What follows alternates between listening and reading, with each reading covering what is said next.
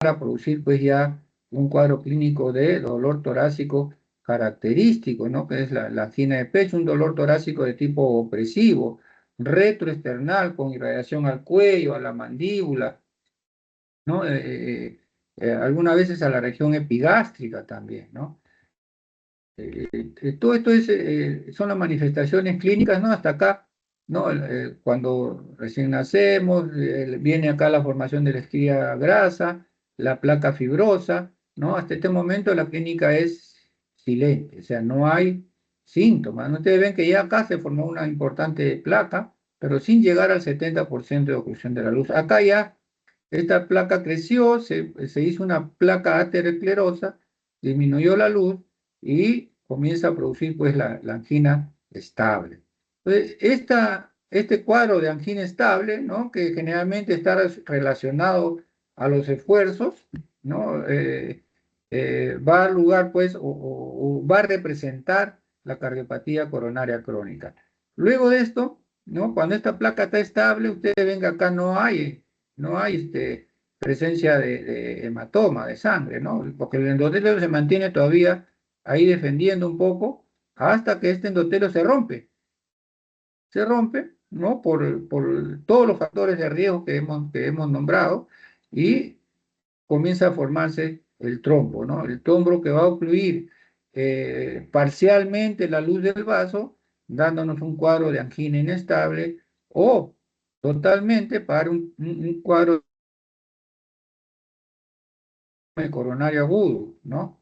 Entonces, que va a dar lugar, en algunos casos, a una muerte súbita, ¿no? Entonces, estos tres cuadros van a representar el síndrome coronario agudo, mientras que la angina estable representa la cardiopatía coronaria crónica. Entonces, nosotros tenemos que actuar en estos vasos para estabilizar una placa, para evitar de que esa placa se desarrolle con más velocidad, para que no obstruya la luz del vaso, ¿no? Acá tenemos una placa estable, ustedes ven acá el endotelio es un endotelio enfermo, pero que está intacto, no está roto, ¿no? Y acá ya hay una fisura, ¿no? Una fisura en el endotelio que da lugar a la formación de trombo. Hasta acá, esta es la característica de la cardiopatía coronaria crónica, una placa estable, y la placa inestable cuando ya hay pues ruptura del endotelio, accidente del endotelio, y produce el trombo, ¿no? Que es lo que nos va a dar el cuadro coronario agudo, ¿no? Como la angina inestable, como hemos dicho, el infarto de miocardio ST elevado y ST no elevado, la cardiopatía coronaria crónica y la muerte súbita, ¿no? Cuando ya se presenta este tipo de lesión accidentada, ¿no? Con ruptura del endotelio y la formación del tomo, ¿no? Entonces, cuando la placa ateromatosa pues tiene mucho tejido colágeno y poco componente inflamatorio, es una placa estable, ¿no? Son las placas que se presentan en las pacientes con cardiopatía coronaria crónica, que no se rompe porque tiene mucho tejido fibroso, ¿no? Y que va a obstruir progresivamente la luz del vaso, hasta llegar, como les decía, al 70% de obstrucción de la luz y producir los síndromes isquémicos crónicos, la angina estable. Una vez que se produce esta obstrucción de la luz en un 70%, va a dar lugar al desequilibrio entre el aporte de oxígeno, ¿no? Y el requerimiento por la fibra muscular cardíaca. O sea, en estos casos, de repente en reposo, esa arteria que tiene una oclusión del 70%, los pacientes están asintomáticos, pero ya cuando comienzan a hacer caminatas, comienzan ya a tener sintomatología que, como les repito, lo más característico es la opresión retroesternal, ¿no? La opresión, una molestia torácica opresiva, ¿no? Que produce pues un desequilibrio entre el aporte de oxígeno, ¿no? Y el requerimiento de este por la fibra muscular cardíaca, ¿no? Dando lugar a este cuadro clínico característico de la cardiopatía coronaria isquémica crónica, ¿no? Entonces, ¿cómo definimos la cardiopatía coronaria crónica? Es una enfermedad cardíaca producida por un desequilibrio entre el aporte y la demanda de oxígeno debido a la obstrucción de la luz de las arterias coronarias que irrigan el corazón. Entonces, la capacidad de estas arterias coronarias para irrigar al corazón es insuficiente, inadecuada y produce pues alteraciones, ya que no cubre sus necesidades metabólicas por la obstrucción de esa arteria. ¿Y esto a qué se debe? Repetimos, ¿no? A la acumulación de placa aterosclerótica, ¿no? Epicárdicas, ya sea obstructiva y no obstructiva, ¿no? Que conduce a cambios funcionales de la circulación coronaria. Estas son las arterias epicárdicas que van por la parte externa del músculo cardíaco, ¿no? Y que penetran al músculo, ¿no? ventricular, ¿no? A través de las arterias intramurales hasta llegar al endocardio, ¿no? Hasta llegar al endocardio. Entonces, la cardiopatía coronaria crónica, el problema está acá en las arterias epicárdicas, sobre todo, ¿no? Que producen isquemia. Cuando esta isquemia compromete ya la parte del endocardio, ¿no? Y es persistente, esta isquemia que comienza acá en el endocardio va subiendo, ¿no? Cuando comienza en el endocardio, ustedes van a tener los síndromes coronarios agudos ST no elevado, porque tienen el complejo QRST, el ST es hacia la parte negativa. Esos son los síndromes coronarios agudos que se llaman ST no elevado, porque en el electrocardiograma el ST está negativo, ¿no? Cuando esta obstrucción persiste y la isquemia va ascendiendo hacia el epicardio y compromete todo el área muscular hasta el epicardio, ya se presentan los síndromes coronarios agudos ST elevados. O sea, el ST se hace hacia la parte positiva, ¿no? Más adelante vamos a ver electrocardiogramas con este tipo de patología. Entonces, y todo esto pues nos va a dar los diferentes cuadros clínicos desde una angina estable hasta la muerte súbita, ¿no? Como hemos visto en las diapositivas anteriores. Entonces, definimos los síndromes coronarios crónicos como una enfermedad, valga la redundancia, una enfermedad crónica, progresiva, estable, ¿no? Con periodos silenciosos, o sea, asintomática, ¿no? Pero que puede volverse inestable, comenzar a ser sintomática, ¿no? A grandes esfuerzos, a moderados esfuerzos, a pequeños esfuerzos y finalmente en el reposo, pues considerando pues la naturaleza dinámica de esta enfermedad expresada en varios escenarios, ¿no? Entonces, de acuerdo al tiempo y forma de presentación, estos cuadros, ¿no? Puede ser una cardiopatía coronaria crónica, ¿no? Un cuadro crónico, o una cardiopatía coronaria aguda ante un cuadro agudo, ¿no? El cuadro crónico, o sea, la cardiopatía coronaria crónica, es de presentación progresiva en el tiempo, ¿no?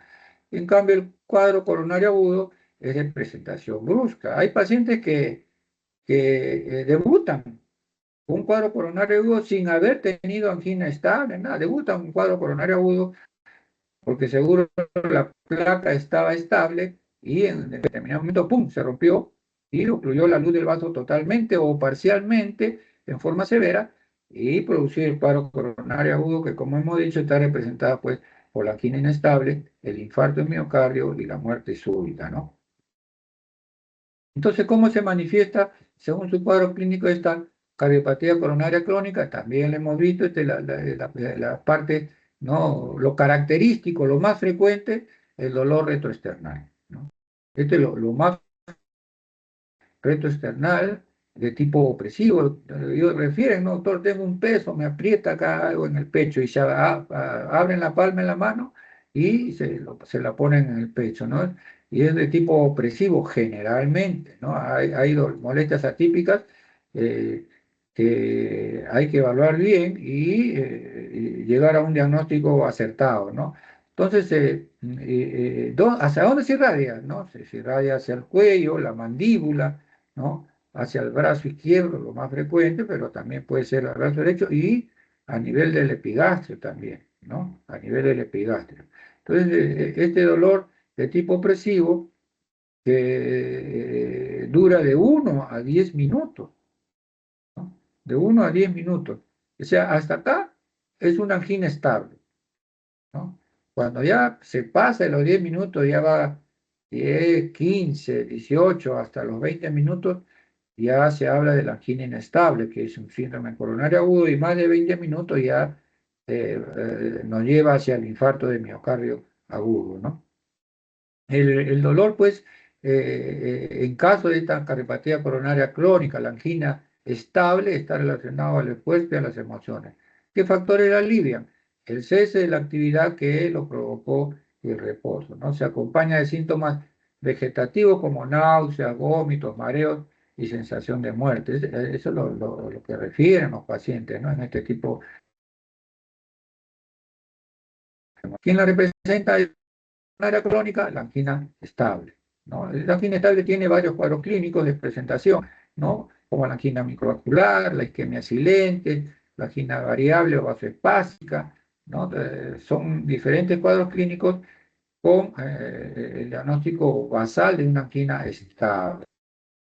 Entonces, estos cuadros clínicos isquémicos coronarios crónicos, tenemos pues la angina crónica estable, la miocardiopatía isquémica crónica. No, una miocardiopatía es cuando ya hay compromiso de la fibra muscular cardíaca a nivel ventricular, ¿no? A nivel ventricular, a nivel auricular. La isquemia crónica puede llevar a una insuficiencia cardíaca, ¿no? A una insuficiencia cardíaca para presentar, a adherirse a ese cuadro clínico de dolor de pecho, la dificultad respiratoria, edema de miembros inferiores, ¿no? Según el tiempo de enfermedad que tenga el paciente y del grado de enfermedad que también tenga el paciente, ¿no? Este también pueden presentar bradiarritmia, porque como ustedes ven acá, el sistema de conducción, que también la vez pasada lo vieron, ¿no? No sinusal, con los tres haces internodulares, llega acá al nodo auriculoventricular para mandar el impulso eléctrico a los ventrículos, ¿no? Y este sistema de conducción está bastante relacionado con la enfermedad de la arteria coronaria derecha, ¿no? Que puede producir pues enfermedad del nodo, o sea, bloqueo a nivel del nodo sinusal donde se origina el ritmo cardíaco, el impulso eléctrico cardíaco, o bloqueos auriculoventriculares que está a la unión entre la aurícula y el ventrículo, ¿no? Pues auriculoventricular. También puede haber taquiarritmias, ¿no? Ante un músculo enfermo, presentar pues fibrilación auricular, ¿no? Porque hay crecimiento de las aurículas, ¿no? Este crecimiento de las aurículas finalmente llega a este tipo de arritmia, ¿no? Y cuando el músculo ventricular es el comprometido, ¿no? Aumentando su volumen, disminuyendo la fuerza contráctil, nos va a llevar pues a arritmias ventriculares y a una insuficiencia cardíaca congestiva, ¿no? Vamos a ver, como repito, pacientes disneicos, polisneicos, con incurgitación yugular, en caso ya de compromiso del lado derecho corazón, edemas, ¿no? Entonces, estos pacientes que van hacia la cronicidad pueden llegar a esa etapa, ¿no? Entonces, ¿en qué nos basamos para el diagnóstico? Los datos clínicos, ¿no? El tipo, la característica del dolor, en caso de la cardiopatía coronaria crónica, qué es lo que desencadena, si es una angina que comienza con una duración pues, de un minuto, autorio paro y me pasa. De repente va progresando, ¿no? Y ahora ya no me pasa el minuto, va a estar los 5 minutos. Y finalmente dice, ya me dura 10 minutos, doctor, ¿no? Entonces, una vez que pasa esa cantidad de minutos, ya pasamos a la angina inestable, ¿no? Entonces, el diagnóstico principalmente es por los datos clínicos, ¿no? El cuadro clínico del paciente, los antecedentes de los factores de riesgo, antecedentes familiares que nos van a ayudar a llegar a un diagnóstico certero. Y la selección de pruebas diagnósticas, ¿no? Acorde a esa probabilidad de la cual se sospecha, ¿no? Pruebas que desencadenan isquemia miocárdica, ¿no? Y que son captadas por diferentes estudios que más adelante vamos a ver, ¿no? Entonces, la angina de pecho crónica estable se caracteriza pues, por el dolor anquinoso clásico, pues, ¿no? La opresión retroesternal. la clase funcional dependiendo de la gravedad, ¿no? Que no ha variado en los 3 últimos meses. Esa es la angina de pecho. Esta es la clasificación de la severidad de la angina que va a llevar a una clase funcional dependiendo de la actividad, sea normal o, ¿no? o disminuida. Entonces, en la clase uno la actividad es normal, ¿no? No causa angina. La angina es secundaria de ejercicios extenuantes. Pues en la clase 2 hay una ligera limitación de la actividad normal. La angina se presenta al andar o subir escaleras rápidamente, ¿no? O sea, mayor esfuerzo. La clase 3 ya esta limitación es mayor, ¿no? La actividad física normal puede producirle dolor de pecho, ¿no? La angina se presenta al caminar una o dos manzanas, ¿no? En llano en un tramo de escaleras, ¿no? Y la clase 4 ya la incapacidad puede realizar actividad física sin malestar. Inclusive hay pacientes que tan solo cambiarse la ropa van a presentar esa molestia, ¿no? Una angina inestable. Los tipos de angina, ya sabemos la angina estable, la característica de este dolor, como le digo, la duración está entre 1 a 10 minutos, ¿no? Ya la angina microvascular, donde tenemos eh, cambios en una prueba de esfuerzo, ¿no? Una prueba de esfuerzo, el paciente refiere molestias opresivas, sin cambios eléctricos en el reposo, se le hace una prueba de esfuerzo y se presenta el nivel, este es el ST, que nosotros vamos a ver tanto en la cardiopatía coronaria crónica como en la cardiopatía coronaria aguda, ¿no? Aquí es donde se va a presentar, ¿no? Por ejemplo, este es un ST de nivel negativo, que es el llamado ST no elevado en caso de cardiopatía coronaria aguda, ¿no? Un síndrome coronario agudo que llega con dolor, le toman esto, electro. Este sería el reposo en caso de una angina inestable, por decirlo, ¿no? Este es post ejercicio, ¿no? Después del ejercicio, ahí presenta ese desnivel negativo, lo que nos da una isquemia subendocárdica y llamándose una prueba de esfuerzo positivo para isquemia, ¿no? Reposa y el ST comienza a volver a la línea eléctrica. Entonces hay en la línea eléctrica y la línea cero, ¿no? Esa es la línea eléctrica. Le hacen un cateterismo cardíaco y no hay lesiones importantes. Entonces, probablemente la enfermedad está en la microvasculatura, ¿no? En la microvasculatura, que es lo que les está produciendo la angina a este tipo de pacientes.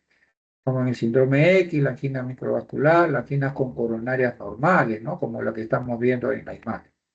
Entonces, hay también la isquemia silente, ¿no? Donde se presentan pues cambios eléctricos sin que el paciente tenga molestia, ¿no?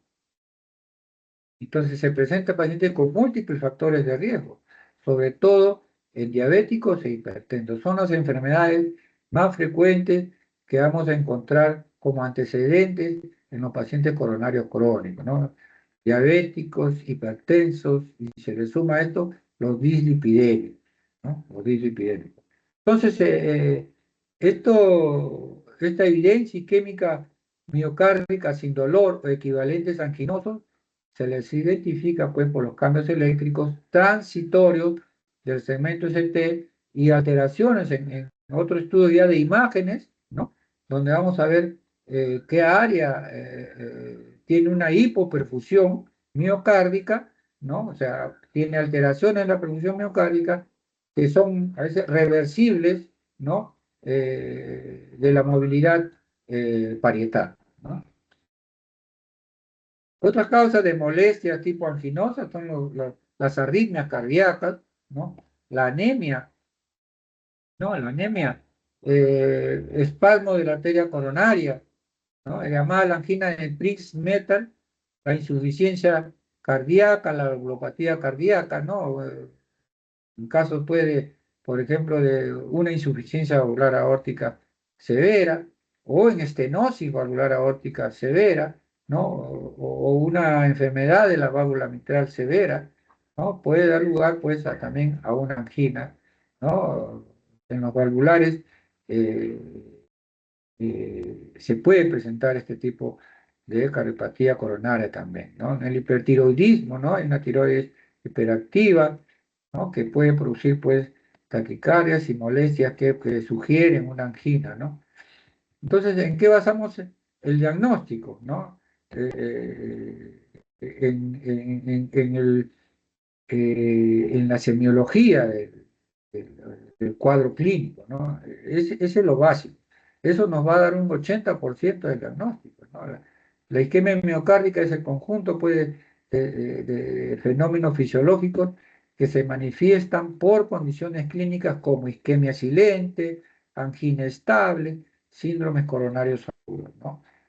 Son los cuadros clínicos que vamos nosotros a diagnosticar más frecuente, ¿no? Diversos mecanismos de regulación del flujo sanguíneo, como la demanda miocárdica, la liberación de adenosina y la función del endotelio en las arterias coronarias son claves para mantener, pues, la irrigación miocárdica, y cuando estas están alteradas, dan lugar, pues, al cuadro característico de la angina del pecho. Entonces, un adecuado diagnóstico de los antecedentes hay que averiguar con mucha cautela para poder llegar a una sospecha diagnóstica, ¿no? Un cuadro clínico del paciente característico, que es la opresión rectoesternal, ¿no? El electrocardiograma de reposo, el electrocardiograma de reposo de base, ¿no? Y eventualmente, pues, las enzimas cardíacas, ¿no? En caso de una angina inestable podrían elevarse, ¿no? La isquemia produce, pues, elevación de las troponinas, ¿no? Entonces, teniendo este cuadro clínico de angina estable, que puede llegar a la angina inestable y que puede llegar al infarto de miocardio agudo, al síndrome coronario agudo, nosotros tenemos que evitar que esos pacientes lleguen a una angina inestable o un síndrome coronario agudo, haciendo diferentes pruebas diagnósticas que nos van a ayudar a confirmar nuestra sospecha de un cuadro clínico coronario, ¿no? Por ejemplo, el electrocardiograma de reposo, característico. Se le sugiere un electrocardiograma de esfuerzo, que es la prueba de esfuerzo, ¿no? O si no, el paciente no tiene condiciones de hacer una prueba de esfuerzo y de edad avanzada, se le puede hacer un Holter, ¿no? Con caminatas. Un Holter es un electrocardiograma de 24 horas y van a haber sorpresas, ¿no? Hipoisquémicas en su evaluación por Holter, por el monitoreo electrocardiográfico de 24 horas. El ecocardiograma de reposo y el ecocardiograma de esfuerzo. En el ecocardiograma de reposo puede estar normal la fuerza, motilidad del ventrículo, ¿no? De los ventrículos tanto derecho como izquierdo, para la posibilidad de una enfermedad coronaria, pero podemos encontrar un ecocardiograma en reposo normal, con función contráctil normal. Entonces, a veces se les pone dobutamina para acelerar esa frecuencia cardíaca, ¿no? El test de dobutamina, un ecocardiograma con test de dobutamina, y es como si fuera una prueba de esfuerzo, y de repente puede haber sorpresas con cambios eléctricos en un paciente que en reposo no tenía. En este tipo de pruebas puede presentar ya cambios en el segmento ST, ¿no? La medicina nuclear es para ver la perfusión miocárdica, ¿no? Si está perfundiendo o no, se están perfundiendo o no los miocitos, ¿no? Los cardiomiocitos. La tomografía espiral multicorte también, ¿no? El TEN coronario que le llaman ahora, y que se está usando bastante frecuente, que es un estudio donde podemos ver la anatomía e inclusive lesiones que sugieren una cardiopatía coronaria, ¿no? Con disminución de la luz de estas arterias. La resonancia magnética para ver la angina microvascular, ¿no? Y finalmente ya el examen invasivo, que viene a ser el cateterismo cardíaco, ¿no? Y la coronariografía, ¿no? Que ya nos va a pintar eh, la anatomía de las arterias coronarias ya con mayor evidencia, ¿no? Con mayor evidencia. Entonces, esta es la prueba final ya, ¿no? Esta es la prueba final, ¿no? Esto solamente es el inicio cuando llega un cuadro, ya es un cuadro clínico, un síndrome coronario agudo. Eso ya de frente van a hemodinámica con un cuadro clínico característico, un electrocardiograma patológico con un ST elevado, ya le hacen las pruebas de sangre para enzimáticas y no se espera el resultado de eso. Ya con esos dos características del dolor y los cambios en el electrocardiograma, este paciente tiene que ir de frente, porque es un síndrome coronario agudo que nos está indicando que una de las arterias coronarias está obstruida, ¿no? Para evitar que este paciente eh, expanda el área isquémica y sea mayor, que lo puede llevar posteriormente a una muerte súbita, y si sale del cuadro clínico, pues finalmente llegan a una insuficiencia cardíaca si no es tratada a tiempo, ¿no? Como por ya necrosis del músculo cardíaco. Entonces, en el electrocardiograma, ¿no? En la cardiopatía coronaria crónica, el patrón de isquemia más frecuente está dado pues por la inversión de la polaridad y simetría de la onda T. La onda T. Tenemos onda P, la onda Q, la R, la S y la onda T, ¿no? Esta inversión de la polaridad y simetría de la onda T nos da lugar a la sospecha de una cardiopatía coronaria, ¿no? Hay ondas T pues que son simétricas y da lugar a la sospecha de la angina estable, ¿no? El diagnóstico de los cuadros isquémicos agudos, como la angina inestable e infarto de miocardio agudo, ¿no? Con cambios, como le decía, en el segmento ST. Secuela de infarto de miocardio previo. Y hay una onda Q, más adelante vamos a ver las imágenes, una onda Q que es mayor de un tercio de la onda R, empastada, que es una onda Q patológica, con probable infarto previo del paciente, ¿no? El patrón de lesión y daño tisular está conformado pues por depresión o elevación del segmento ST, según la lesión sea subendocárdica, ST negativo, o subepicárdica, respectivamente, con un ST elevado. Entonces, cuando nosotros tenemos un paciente con ST no elevado, es una lesión subendocárdica, ¿no? O sea, no hay una oclusión total, ¿no? Puede el paciente tener todavía flujo, no el adecuado, pero que le está produciendo isquemia y cambios electrocardiográficos, ¿no? La subepicárdica, cuando ya hay oclusión total de la luz del vaso, ¿no? Donde ya vamos a encontrar en la subendocárdica un ST no elevado, o sea, negativo, y en la epicárdica un ST elevado, o sea, positivo. Estos son los patrones de isquemia, ¿no? Y de secuela, ¿no? El diagnóstico de cuadros isquémicos agudos, como la angina inestable, infarto miocardio agudo, nosotros podemos tener este tipo de imagen. O sea, que este paciente ya tuvo infarto, como les decía, es una onda Q empastada, mayor de un tercio de la onda R, ¿no? Entonces, son diagnósticos de cuadro clínico como secuela de infarto miocardio previo. El patrón de isquemia más frecuente está dado por la inversión de la polaridad y simetría de la onda T. Como estamos viendo, es una onda T negativa y simétrica, ¿no? Generalmente positiva y asimétrica, en un electrocardiograma normal. Y el patrón de lesión, ¿no? Con daño tisular, está configurado, pues, ¿no? Por depresión, ¿no? O elevación del segmento ST, o sea, de este segmento, o sea, de este segmento, ¿no? De este segmento, ¿no? Segmento ST. Cuando hay un desnivel negativo, es subendocárdico, y cuando es positivo, subepicárdico, ¿no? En la mañana hemos visto un caso muy bonito con con la alumna que está conmigo, y es un paciente que llega al, ¿cómo se llama? Al Policlínico Chincha, y en 30 minutos hacen el diagnóstico, en menos de 30 minutos, en 10 minutos hicieron el diagnóstico. Y solamente le tomaron el electrocardiograma, una elevación del segmento ST importante, ¿no? Y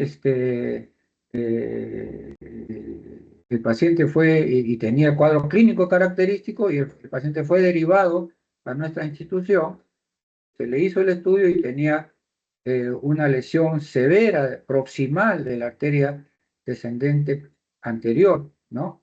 Que comprometía un ramo diagonal, produciendo pues una alteración isquémica a nivel de la cara anterior y parte de la cara lateral, ¿no? Con un ST elevado en 1 y ABL, que es la cara lateral alta, dada por esa diagonal comprometida, y un ST elevado en B1, B2, B3, ¿no? Es un anterior, ¿no? Entonces, este paciente se le puso un stent mejorando, porque llegó todavía con cuadro de dolor torácico, llegó al hospital, se le puso el stent y el paciente salió aliviado, ¿no? Salió aliviado. Un paciente joven, 44 años, joven.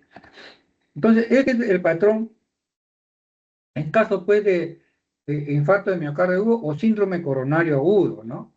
Entonces, el patrón de lesión, daño tisular configurado pues por la depresión del segmento ST, ¿no? O sea, hay una isquemia acá subendocárdica, ¿no? Acá está la línea cero y acá está el desnivel del segmento ST, un ST recto con ST inferior negativo, que nos está sugiriendo que es un infarto de miocardio agudo sin ST elevado o no ST elevado, ¿no? Ese es lo que nosotros vemos en estos pacientes que llegan con este tipo de infarto y que probablemente esta arteria todavía esté perfundiendo con un trombo ahí o una placa terremoto accidentada, pero que no tapa totalmente la luz del vaso.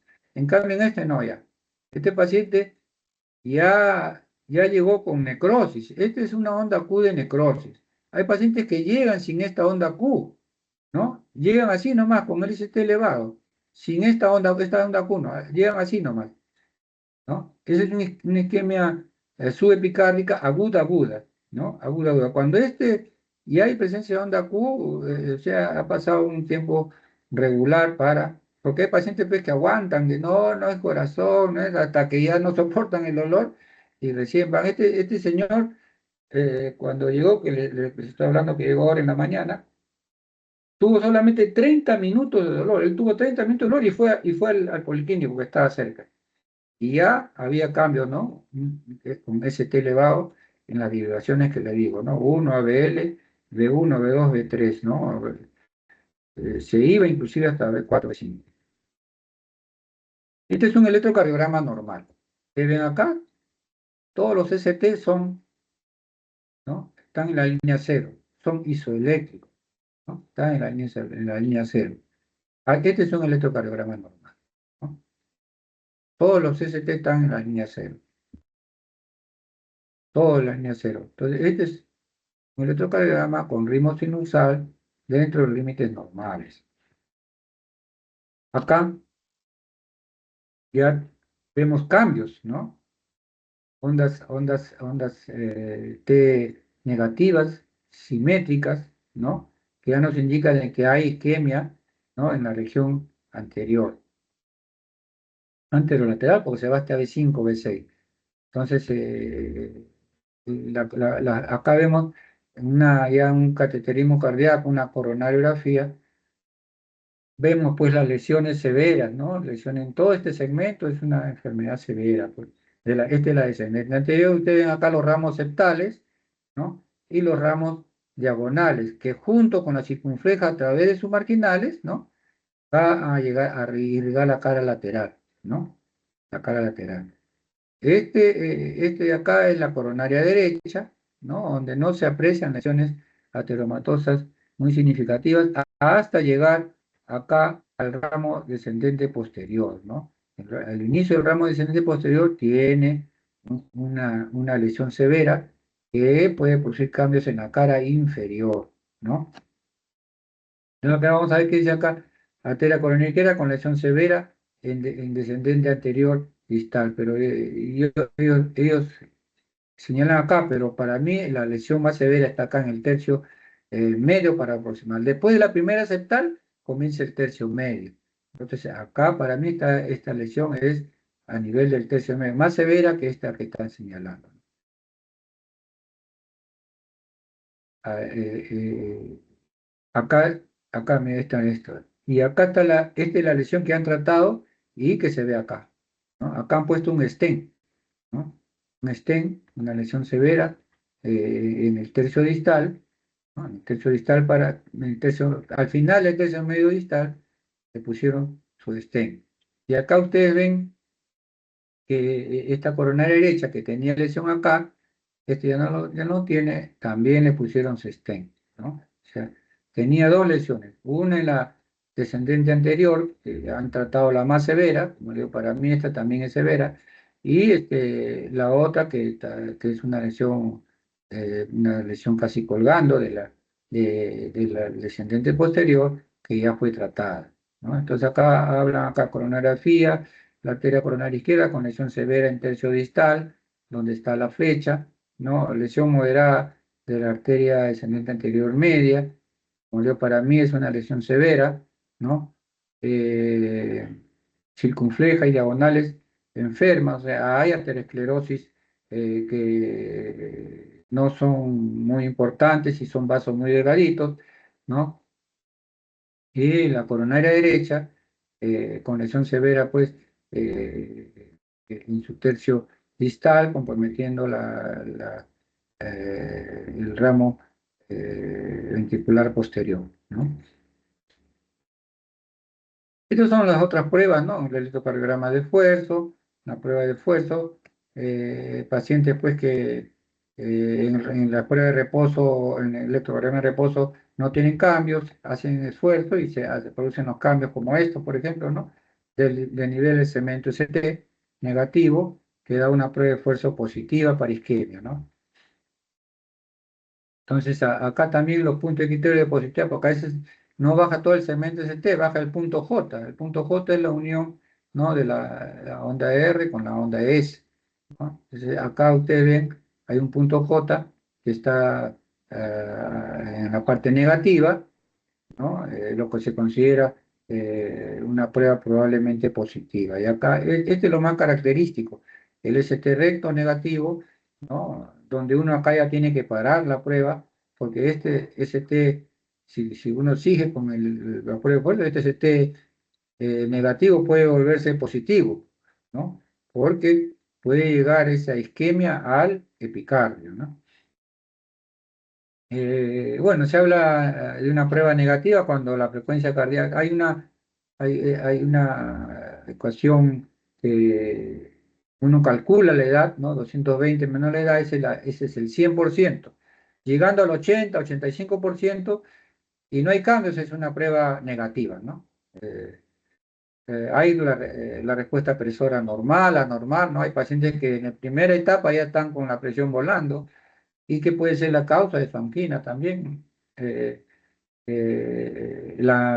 no hay angina durante la prueba de esfuerzo, no hay arritmia, y esto es considerado como una prueba negativa, ¿no? Con un electrocardiograma normal. Positiva sin Angor, el electrocardiograma normal. Hay una depresión, el paciente no puede tener dolor, pero ustedes ven el electrocardiograma y el electrocardiograma tiene una depresión del segmento ST. Positiva con angina, o sea, puede tener un al revés del anterior, ¿no? Este es un electrocardiograma normal con depresión patológica del ST y este es un electrocardiograma anormal con depresión patológica del segmento ST. Entonces, todo esto, acá se agregó la angina, ¿no? Aquí es sin Angor y aquí es con Angor. Entonces, bueno, las contraindicaciones de la salud ya las saben, es infarto agudo, la angina inestable, no se puede hacer esa prueba, si es característica, un dolor en reposo, a pequeño esfuerzo, no se puede hacer ese tipo. Hay otro tipo de exámenes ya, como digo, no, que no requieren de esfuerzo para ser diagnosticada una enfermedad coronaria, no una estenosis aórtica tampoco se puede hacer prueba de esfuerzo. Los pacientes se sincopan ahí durante la prueba de esfuerzo, así que no, uno no, porque uno tiene que examinar, antes de hacer la prueba, uno tiene que examinar a los pacientes, ¿no? La insuficiencia cardíaca, ¿no? Paciente con insuficiencia cardíaca descompensada, paciente que ha tenido embolia, miocarditis o pericarditis, disección de aorta aguda, puede aumentar esa disección, y la incapacidad física o psíquica, ¿no?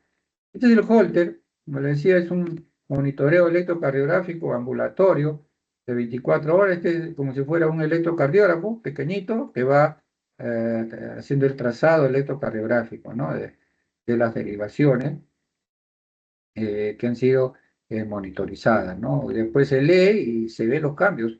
Han habido pacientes que vienen con un cuadro clínico importante, característico de una angina de pecho, entonces no se les puede hacer prueba de fuerza, ¿no? Porque si ya es característico, entonces le pueden mandar un Holter. Hubo un caso así, que solamente se le mandó el Holter y el paciente en la noche murió de forma súbita. ¿Y qué pasó? Hizo un infarto de miocardio agudo, o sea, un ST elevado, o sea, quedó grabado. Y ahí, bueno, la sistolia después del paro, ¿no? Entonces, estos exámenes son muy importantes cuando uno evalúa al paciente y ve que la probabilidad de una angina inestable, a pesar de tener un electrovasal negativo, se les hace estas pruebas, ¿no? O como les digo, ya hay las pruebas, pues, diagnósticas eh, anatómicas como el TEN coronario, ¿no? La tomografía espiral multicorte de las arterias coronarias. Este es una arritmia, una fibrilación auricular. Ustedes ven que no hay una onda P normal que preceda a cada complejo QRS, ¿no? Son ondas T pequeñitas, anormales, y cuya frecuencia es variable, ¿no? Por eso ustedes ven el RR acá cortito, acá un poquito acá más largo, ¿no? Esa es la arritmia, es la característica de un paciente con fibrilación auricular. Estos pacientes también pueden presentar arritmias ventriculares, ¿no? Arritmias ventriculares, siento palpitaciones. Tú no tomas el electro, no ven la arritmia. Le hacen su Holter y salen estas arritmias, ¿no? Estos son dos las ventriculares, ¿no? Cuando son tres seguidas ya se habla de la taquicardia ventricular no sostenida, ¿no? Cuando es más de tres ya se habla de taquicardia ventricular sostenida, ¿no? En este caso, de este tipo de arritmias ventriculares. El bigeminismo ventricular quiere decir pues un latido normal, un extrasístole, un latido normal, un extrasístole, un latido normal, un extrasístole. Ese es bigeminismo ventricular, igual que este, ¿no? Con menor frecuencia. Acá viene usted está normal, pero este es acá un QS, probablemente en B1, probablemente es un paciente con infarto, ¿no? Con una secuela de infarto, y hay un QS ahí, que ese infarto puede estar produciendo este tipo de arritmia, ¿no? Una arritmia ventricular. Este es un flúter, ustedes ven que las ondas son más grandes, a diferencia de la fibrilación. Este es lo que le decía, la taquicardia ventricular. Hasta acá, uno, dos, tres, taquicardia ventricular no sostenida. Uno más ya es taquicardia ventricular sostenida. Estos pacientes pueden ir a la muerte súbita, ¿no? Eh, que puede sugerir una insuficiencia coronaria, una isquemia, ¿no? U otra causa de hipoxia cardíaca que hace un foco del ventricular irritable, ¿no? Y produce este tipo de arritmia. Entonces, el ecocardiograma lo usamos para visualizar la estructura del corazón. Hay pacientes con hipertrofia ventricular, hay pacientes con dilatación del ventrículo, ¿no? Con una función contráctil bastante disminuida. Entonces, visualizamos esto, ¿no? La función contráctil del corazón, la estructura del corazón. Hay hipertrofia, no hay hipertrofia, está aumentado en volumen en sus cavidades, ¿no? Cosas que pueden producir pues arritmias mortales, ¿no? Vemos la función hemodinámica, como decía, ¿no? Si se está contrayendo bien, no se está contrayendo bien, si hay insuficiencias valvulares, caso de la válvula mitral, la válvula tricúspide, la válvula aórtica, la tricuspidia, ¿no? Y enfermedades cardíacas congénitas o adquiridas, ¿no? Que permiten clasificarlas según su intensidad y que pueden producir también cuadros coronarios, ¿no? El ecocardiograma que le toman a los pacientes para ver cómo está la anatomía y la función ventricular, el test de perfusión miocárdica, ¿no? Con radiodiagnósticos, eh, con radiofármacos, ¿no? Con el MIBI, ¿no? El Tecnesio 99, que nos va a ver la concentración de esta sustancia en el tejido miocárdico, ¿no?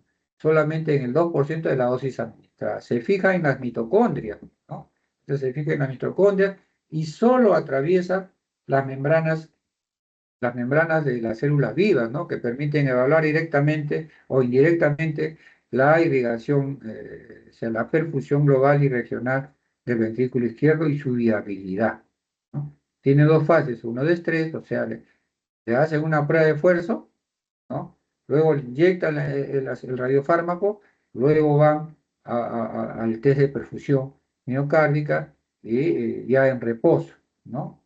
Y finalmente nos dan el diagnóstico, ¿no? Si se fija o no se fija en la mitocondria para decir si es positivo o es negativo, ¿no? Pues acá, por ejemplo, es un paciente con un test de perfusión miocárdica donde ha tenido un pequeño infarto, ¿no? Se le hace una prueba de esfuerzo, entonces el vaso que está irrigando tuvo un pequeño infarto, pero de repente quedó permeable. Y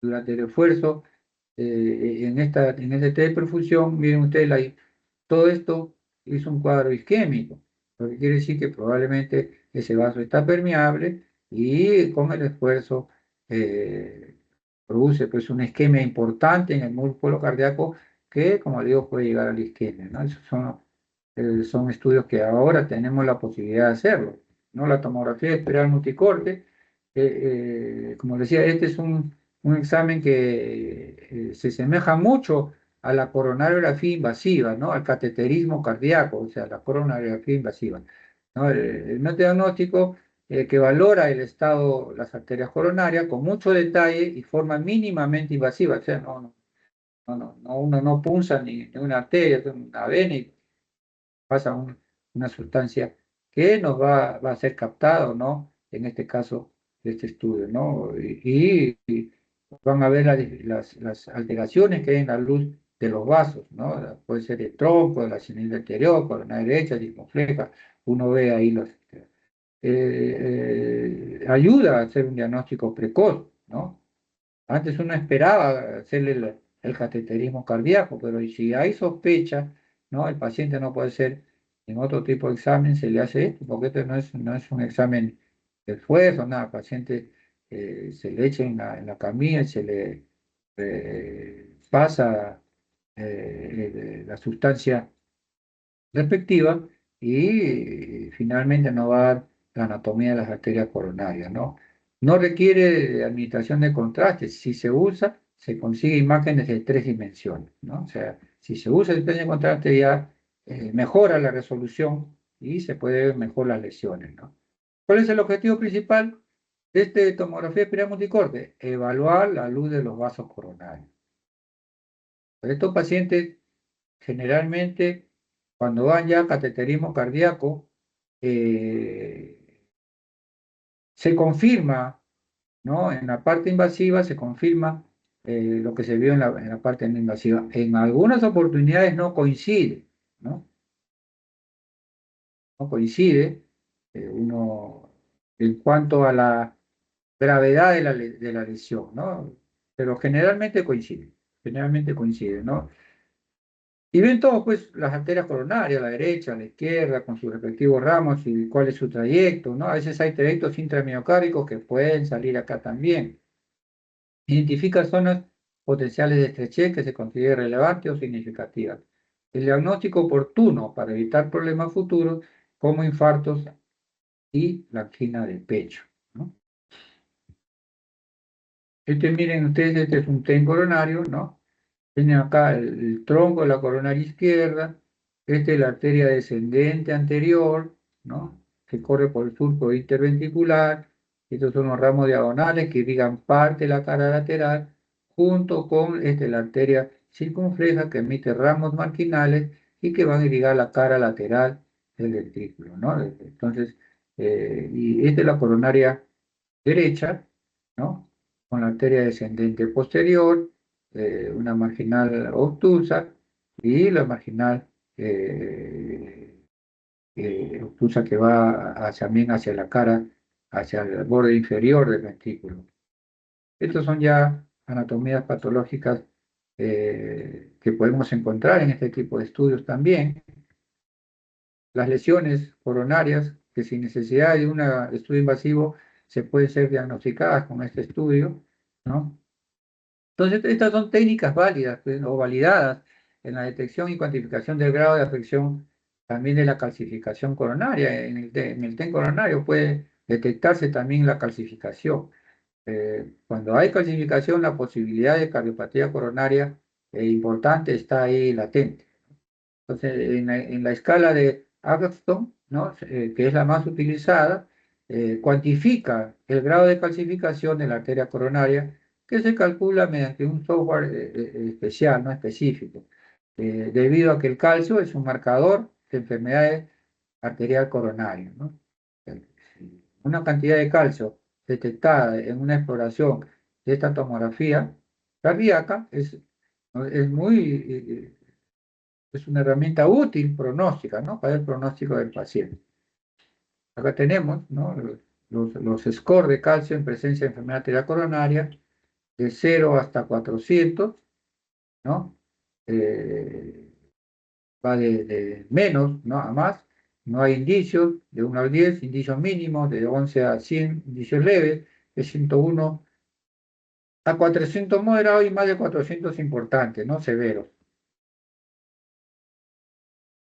La resonancia magnética es otro tipo de examen no invasivo, que ayuda al diagnóstico pues, de la cardiopatía coronaria microvascular. O sea, como han visto ¿no? anteriormente, le hacen coronariografía, tienen angina de pecho, le hacen coronaria y las arterias coronarias epicárdicas están libres de enfermedad. Pero el problema está pues en las arterias microvasculares, ¿no? Que van a ver obstruidas en algunas oportunidades, ¿no? Este tipo de prueba de imagen nuclear pues, puede ayudar a diagnosticar la cardiopatía coronaria microvascular, ¿no? El PET scan, dice, la tomografía con emisión de positrones, ¿no? Por sus siglas, ¿no? Que evalúa el flujo de la sangre a través de los vasos sanguíneos coronarios y hacia el músculo del corazón. Este tipo de prueba nuclear puede ayudar a diagnosticar cardiopatía coronaria microvascular. ¿Y cuáles son las indicaciones finalmente para un examen ya invasivo, que es la coronariografía? ¿No? El paciente con enfermedad coronaria conocida o asintomático como con angina estable, la angina inestable, la isquemia en pacientes previamente revascularizados, ¿no? Con un cuadro clínico y con una isquemia recurrente, ¿no? El cateterismo cardíaco es como digo, es el estudio que al último se hace ya para, después de tener tantas opciones de diagnósticos no invasivos, ¿no? Por ejemplo, acá esta es una coronariografía, como miren ustedes acá, este es el tronco de la coronaria izquierda, ¿no? Con la arteria circunfleja y acá la arteria descendente anterior. Se le tapa esto de acá finalmente y se produce la muerte súbita, que es una lesión de tronco, ¿no? Acá hay una lesión de un ramo marginal que está ocluido totalmente, ¿no? Este es el síndrome de Takotsubo.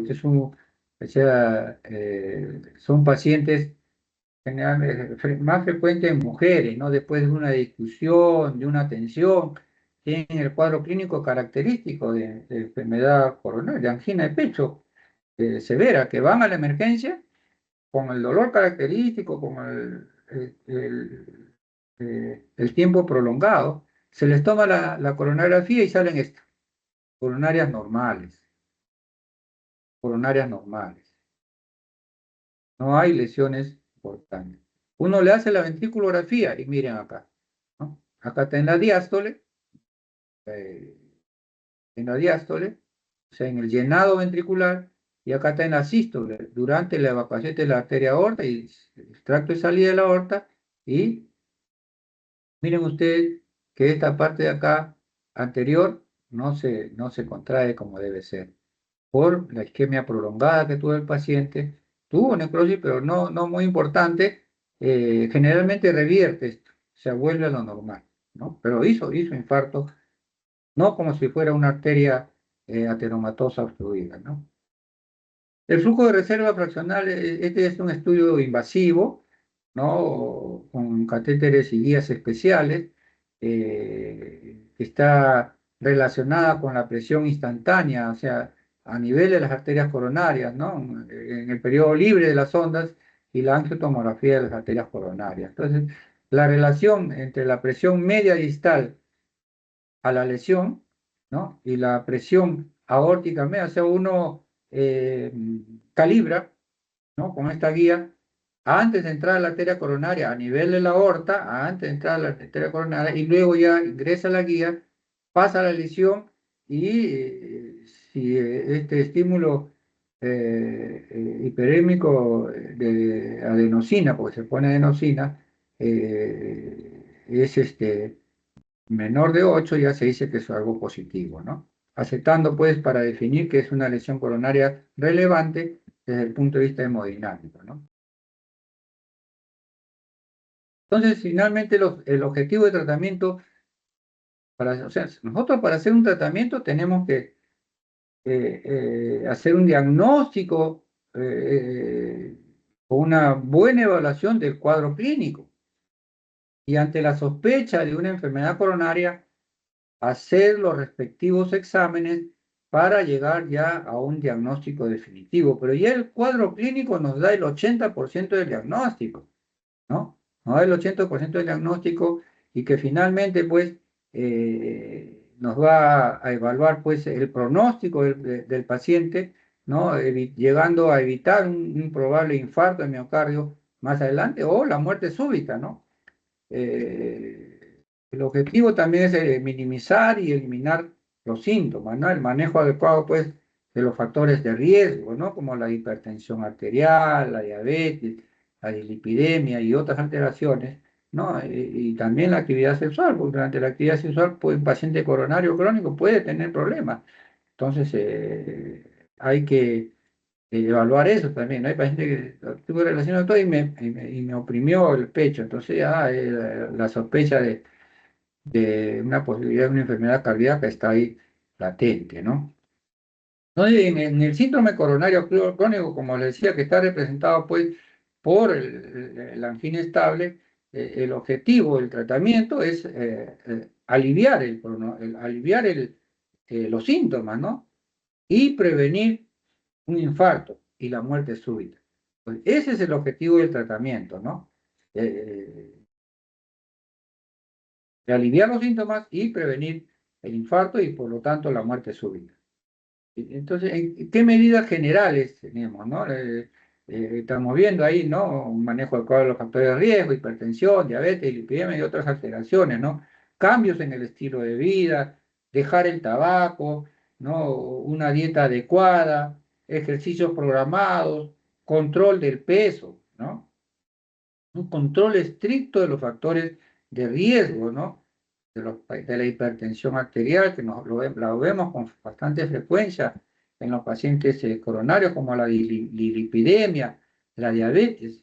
Entonces, esas son las medidas generales que nosotros tenemos que cambiar, ¿no? Controlar el estilo de vida, controlar los factores de riesgo, ¿no? Y el tratamiento ya farmacológico, ¿no? El tratamiento farmacológico ya incluye pues la antiagregación plaquetaria, ¿no? Con la aspirina, 81 o 100 miligramos al día, estatinas, ¿no? Como la atorvastatina, la rosuvastatina, antianginosos en caso pues haya síntomas al esfuerzo, ¿no? Con beta bloqueadores, ¿no? Tipo bisoprolol, carvedilol, ¿no? Antagonistas del calcio para los que sufren espasmos, ¿no? Como el amlodipino, diltiazem, si hay contraindicación a beta bloqueadores o sumado a beta bloqueadores también se puede usar, ¿no? Los nitritos de acción prolongada, ¿no? Y sorbir que si persisten algunos síntomas, ¿no? Y así una serie de ayudas para evitar, pues para mejorar el pronóstico de este paciente con un manejo adecuado, disminuyendo los factores de riesgo y evitando pues así el infarto de miocardio y la muerte en estos pacientes, ¿no? La revascularización ya se considera pues si los síntomas no son controlados, ¿no? Con fármacos o tienen una anatomía de alto riesgo, ¿no? Tronco, por ejemplo, de coronaria izquierda, como hemos visto esa lesión en esa coronariografía, o una descendente proximal. Ustedes saben que la descendente anterior, pues, irriga el 60% del corazón, ¿no? O si hay una enfermedad de tres vasos, ¿no? Las opciones, pues, están siempre en cuanto a tratamiento, el implante de un stent o bypass coronario, ¿no? Son las dos opciones de revascularización que tenemos nosotros, ¿no? En el síndrome coronario agudo, que es parte ya una cardiopatía coronaria aguda, ¿no? Va a lugar pues a un tratamiento ya diferente, ¿no? Un tratamiento diferente. El tratamiento del síndrome coronario crónico es la angina, ¿no? La angina estable. El objetivo es aliviar los síntomas y prevenir el infarto. Ese es el objetivo del tratamiento médico. El tratamiento médico y si es necesario una intervención coronaria, ¿no? Con la angioplastia o la cirugía.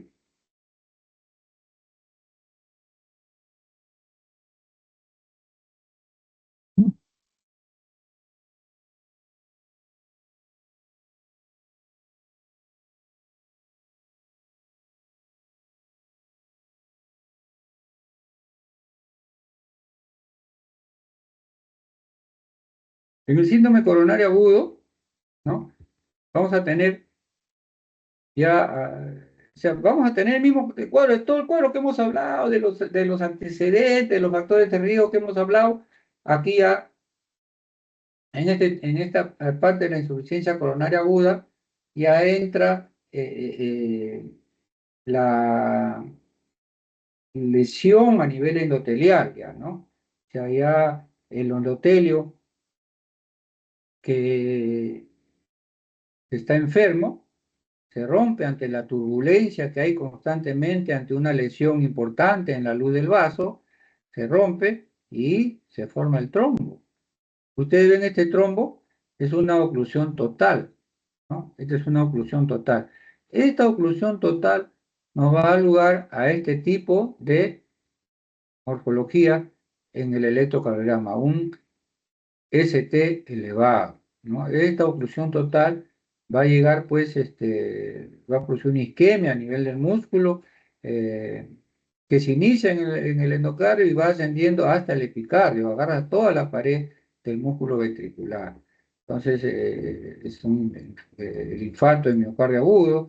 Y esto de acá puede ser el infarto de miocardio agudo, este ST elevado, ¿no? En ST elevado, usted ve acá que está el segmento ST hacia arriba y acá hay un poquito de necrosis, y ya hay necrosis, una onda patológica, ¿no? Lo ideal es evitar que llegue a esta acá, que tiene que, pues, y para eso tiene que llegar el paciente, pues, más pronto posible, ¿no? O como repito, el ejemplo de ahora, ese paciente solamente tenía eh, el ST elevado, pero no había onda Q. ¿Por qué? Porque el paciente fue 30 minutos de dolor, fue a la emergencia, en emergencia actuaron en 10 minutos, ya tenía diagnóstico e inmediatamente pidieron el traslado del Policlínico Chincha, ¿no? Hacia el hospital Revalliati, ¿no? El paciente salió muy bien.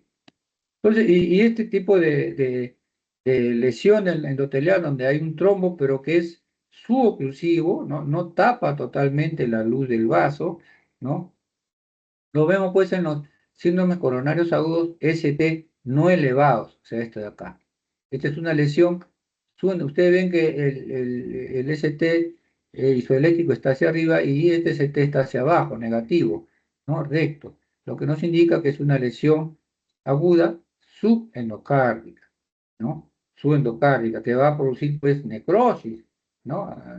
Ante una isquemia prolongada, produce necrosis, y cuando hay necrosis, nosotros ya vamos a encontrar ondas Q patológicas anchas, empastadas, ¿no? Esa es la característica de un electrocardiograma, ¿no? Un electrocardiograma, un síndrome coronario agudo, ST elevado, y un síndrome coronario agudo, ST no elevado, ¿no? Estas son ya, esa es la anatomía que ustedes ya han visto, Todo esto han visto acá. Entonces acá lo más importante pues en estos pacientes, ¿no? En cuanto al síndrome coronario agudo, es la urgencia, ¿no? La urgencia que incluye, pues, un cuadro clínico de angina inestable ante una oclusión no total de la arteria e infarto miocardio agudo cuando hay una oclusión total ST elevado, ¿no? El tiempo es músculo, o sea, cuanto más tiempo el paciente demore en reperfundirlo, mayor cantidad de músculo va a necrosar. Pues nosotros tenemos que ser rápidos, ¿no? Las medidas, pues, iniciales de los pacientes, ¿no? En caso de un síndrome coronario agudo sin ST elevado, ya viene a ser o una o un síndrome coronario agudo ST elevado, el tratamiento es tratar la oclusión total, realizar una reperfusión inmediata. La meta puerta-balón, o sea, desde que llega el paciente a la emergencia hasta que se le pone el balón ya en la sala de hemodinámica, tiene que ser menos de 90 minutos. Si no se puede llegar a los menos de 90 minutos, o sea, lo ideal es que el paciente llegue en un tiempo no mayor de 2 horas, es lo ideal, ¿no? O sea, va a haber necrosis, pero no tanto como que pase esas 2 horas. Por ejemplo, como les voy a repetir el ejemplo de ahora, en 30 minutos el paciente ya estaba siendo mandado al Revalea y llegó en un promedio de 40 minutos, o sea, tuvo una hora y 10 minutos el paciente, pero ya le pusieron su vía, le iniciaron un tratamiento, ¿no? Que es una carga de antiagregantes plaquetarios como la aspirina, el clopidogrel, heparina, ¿no? Y llegó así al hospital. Entonces, la reperfusión ideal es que sea en menos de los 90, es la ideal. En caso, pues, de fibrinolisis, ¿no?